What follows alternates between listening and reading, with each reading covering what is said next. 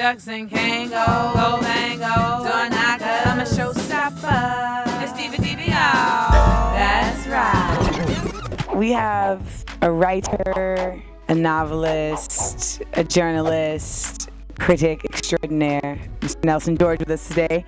You know, you're a very busy man. Well, you know, you caught me. I was about to start my book tour for City Kid, and I've been traveling around, reading, talking, and you know, it's when it's your life story, you have to put a little more effort into it.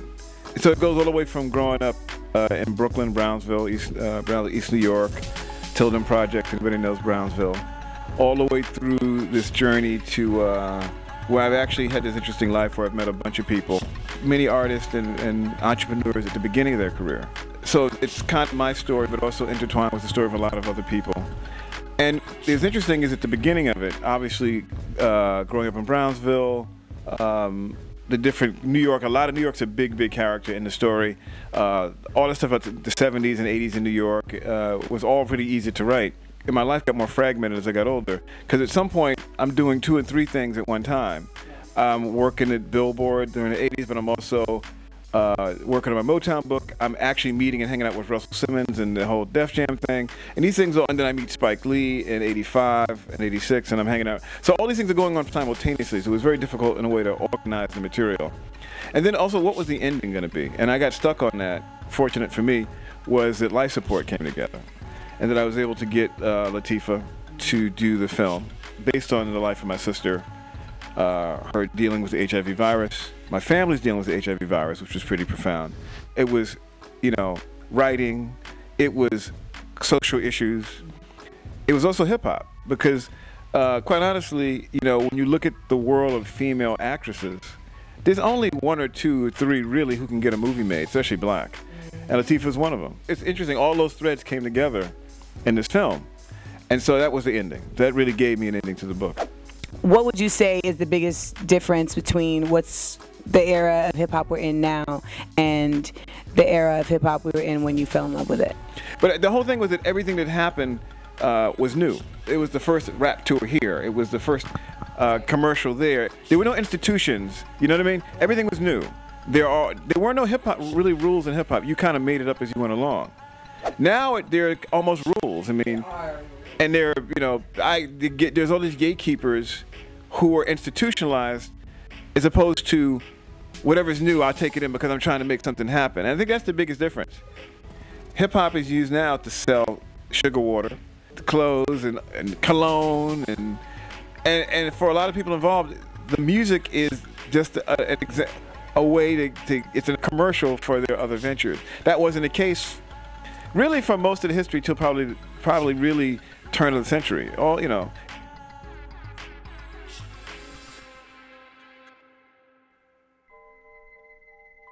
So it dawned on me that I never gave you all a rundown about the Roots picnic. Let me give you the scene.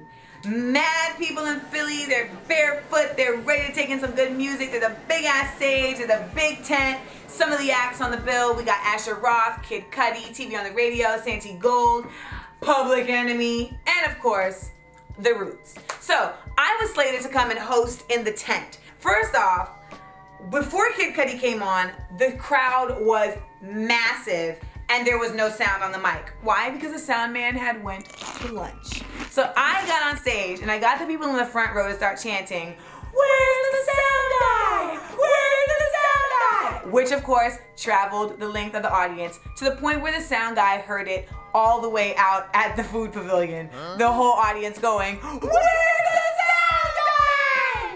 He comes in, not too happy I might add, and was like, and turned my mic on. And then we got it crunk. So Kid Cudi did his thing, dope. Then Asher got on, did his thing. A white girl's boob definitely popped out of her top. I think she let it happen on purpose. And yo, the Public Enemy show was bananas. I mean, it was just live, you feel me? And when you hear Fight the Power, I literally ran from the tent like, Elvis was a hero supposed to be out of this shit to me. Is he straight up a racist? That's like I was simple and plain. Motherfucking man, John Wayne. So I'm sitting on stage when the Roots are performing, and they start doing the song You Got Me, and I turned to their manager and I'm like, I really want to sing the part of You Got Me. And he was like, so go sing it. That's all I need. I don't even need a battery in my back. I just need you to suggest that a battery should be put in my back. I start singing, but then my mic is like low. It's like hella low. There are moments in my life where I really have to say to myself, who do you think you are, Amanda Seals? Huh? Notice that I used my government. So I turned to Black Thought and I'm like, can I use your mic? Thanks. If you are worried about where I've been or who I saw or what club I went to with my homies, don't worry, you got me. Hype. So then I'm like up to the front of the stage like, if you are worried about where I can't front. It felt good. Now, of course, Questlove and Black Thought were like, what the fuck? WTF. But everybody else was happy about it and was like, yo, that was really kick-ass. I'm sure some of the audience members didn't like it, you know, whatever. I had a good time. And you know, I know the bum rush was not necessarily the right move, but hey, sometimes you gotta bum rush the stage. So I want to put y'all on to my new bag line, Spectrum.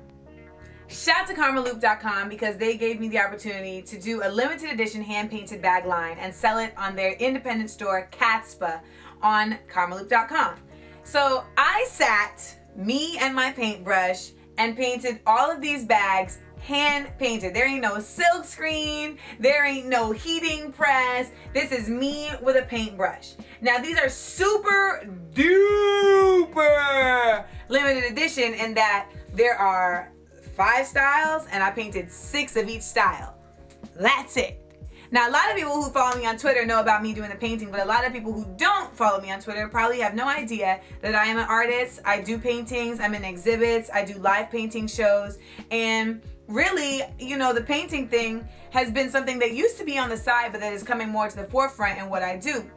So I decided that I needed to do even more stuff because the fans wanted more. So I came up with the line Spectrum, and I asked folks on Twitter, I asked women, I said, what do you want?